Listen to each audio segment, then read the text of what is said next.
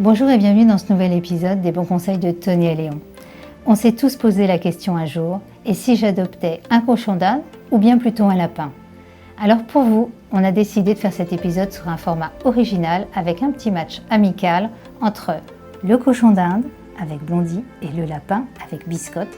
Et nous sommes donc allés en discuter avec le docteur Jean-François Caton, vétérinaire en charge du service Nouveaux Animaux de Compagnie au CHVA de Vessia en région parisienne. Suivez-moi.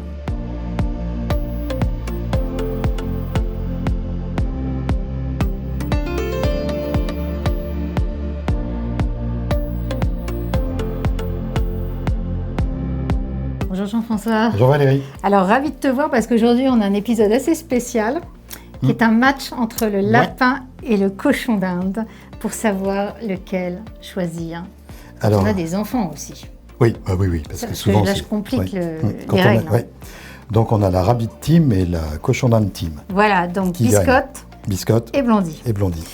Alors, première question, déjà c'est un critère de choix important. Quand on a des enfants qui te tannent pour avoir un lapin ou un cochon d'Inde, quelle est la durée de vie de chacun? Et c'est important parce que le cochon d'Inde, sa durée de vie est de 6 ans, 7 ans maximum. Ouais. Parfois 9, mais c'est exceptionnel. Donc, alors que le lapin peut vivre beaucoup plus longtemps. Puisqu'il peut vivre une moyenne de vie de 10 ans, mais les lapins de 12 ou même de 14 ans ne sont pas rares. Alors là, on illustre parfaitement la question que j'allais te poser. Quand on a deux animaux comme ça, qui sont généralement quand même grégaires, alors peut-être plus le cochon d'Inde que le lapin, est-ce qu'on a intérêt à adopter un lapin avec un cochon d'Inde, ou plutôt deux cochons d'Inde tout seul? Parce que visiblement, le lapin, là, il est très attiré par le cochon d'Inde. Alors, c'est des animaux qui s'entendent, tous les deux. Et ces deux animaux, de toute façon, ont besoin de compagnie. Le cochon d'Inde est beaucoup plus facile en termes de grégarité, en termes d'accepter la compagnie d'un autre, encore qu'entre deux mâles, ça se discute, mais deux femelles s'entendent très bien, alors que deux lapins, et notamment deux lapines, qui sont très, très territoriales, peuvent cordialement se détester. D'accord. Donc, on peut...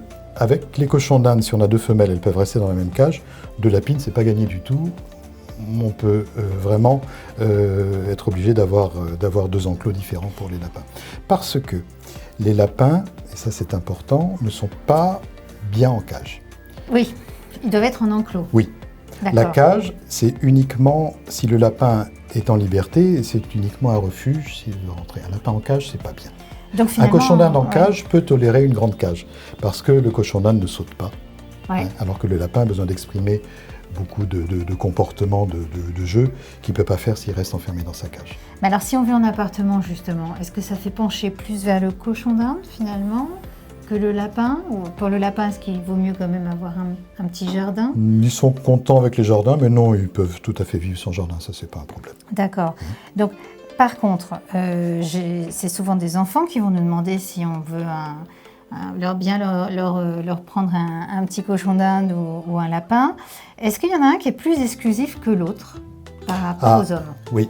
Alors, en termes oui.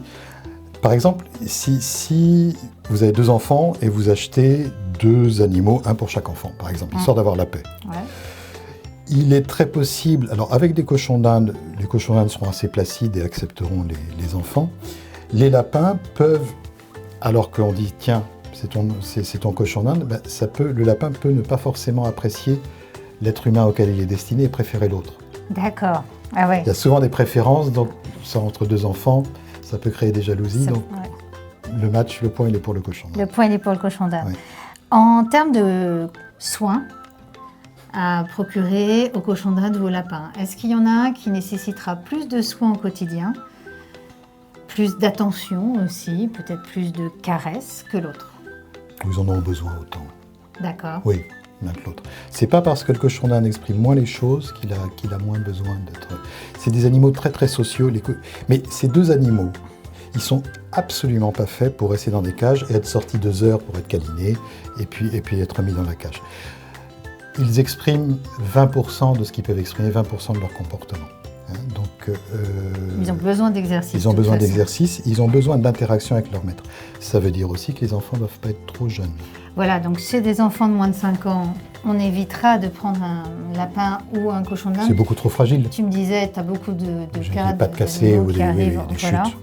Oui. Par contre, pour des enfants un petit peu plus âgés, quand ils atteignent 8 ans, là déjà un peu plus responsables, c'est envisageable. Oui, et je vais te dire, moi je prendrais un cochon d'Inde parce que si tu fais un calcul cynique, on va dire, le cochon d'Inde vivant 7 ans maximum, tu donnes un cochon d'Inde à ton enfant de 8 ans, il a une espérance de vie de 7 ans, donc ton enfant a 15 ans, et à partir de 15 ans, il ne va plus du tout s'intéresser au cochon d'Inde. D'accord.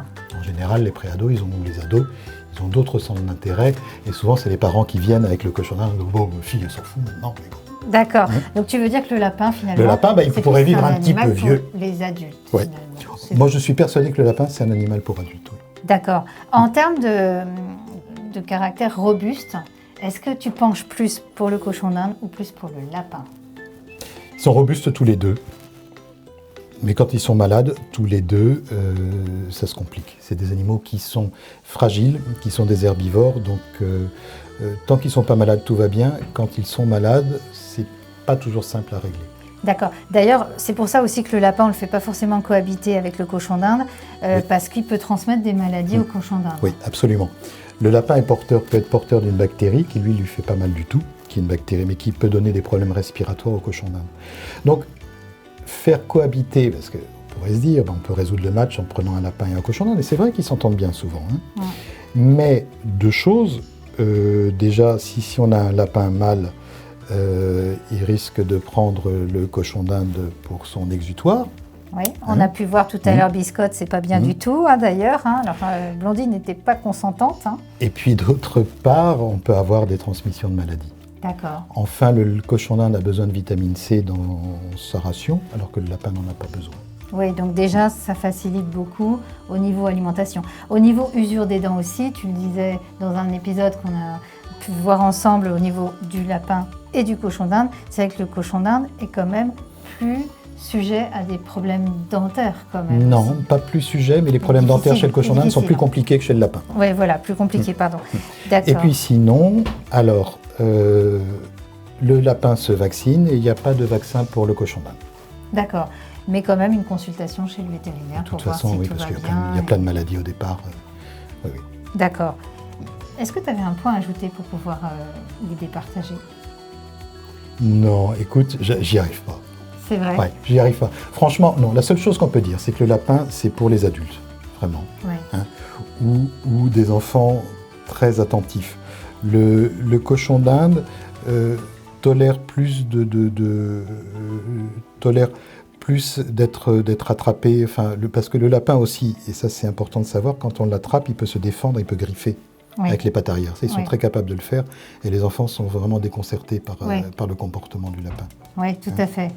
Donc finalement, les deux sont sympathiques. En tout cas, merci beaucoup pour tes conseils parce que c'était intéressant de pouvoir faire ce type de petit match amical entre les deux.